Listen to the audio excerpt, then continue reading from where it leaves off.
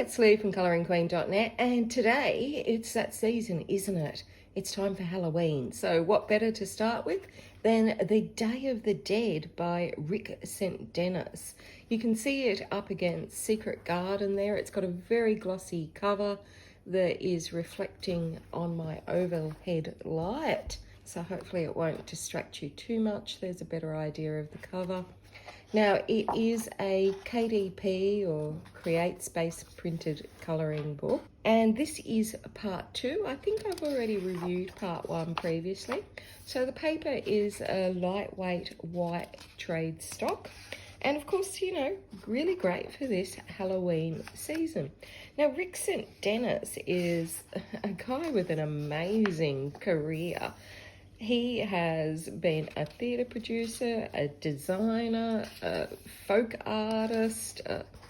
The amount of things that this man has done is truly mind-boggling. And those in the US may be more familiar. Look at these 3 skeletons out for the evening. Aren't these gorgeous? They are beautiful, but the paper is very lightweight. But fortunately, the images are printed on just 1 page. If you are going to use markers, they will bleed through. So make sure if you are going to use markers that you put lots and lots of paper, or I use a laminated piece of paper in between the pages so it stops any ghosting onto the other pages, but it will come through to the other side. So make sure it's properly dried before you close your book, or otherwise you could end up with a nice little stamped surprise on the other side. Now we've got creepy skulls everywhere, and some of them are kind of cute, but really they're a little bit creepy, as you would expect from a Day of the Dead book. But you know, I love this one. It's just so creepy, horrible. And this one is more of your sugar skulls, which are so cute when they're coloured in bright colours, but colour them however you like.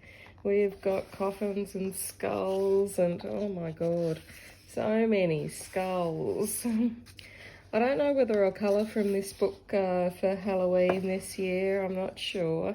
He's sort of smiling there, but it's still creepy. These are pretty cute. He's pretty talented, Rick St. Dennis. I wish I lived in the US sometimes, so I was more exposed to these artists that I'm often reviewing their work or flipping through their work, as the case may be. This one's gorgeous. She's got cute little earrings as well that are skulls.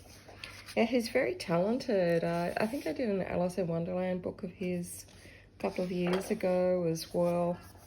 Real talent. And look, if you like skulls, you have got them in droves, as well as, you know, a few serpents here and there.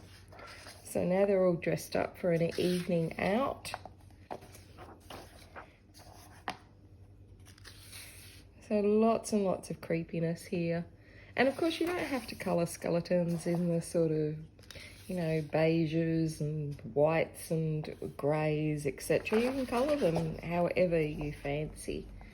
So a little acknowledgement here from him. There's some spaces here on these pages that you could test out your mediums, but if it's alcohol markers, they are going to bleed through. So just be careful with what you use. I would suggest coloured pencils, but I know not everyone likes to use coloured pencils. And there's some thumbnails of other books, and we come to the end. Now the cover is very glossy, so you won't be able to colour on that. But there it is, the lovely Day of the Dead Part 2 by the very talented Rick St. Dennis. Something for Halloween, perhaps. That's it from me. Until next time, stay safe and happy colouring.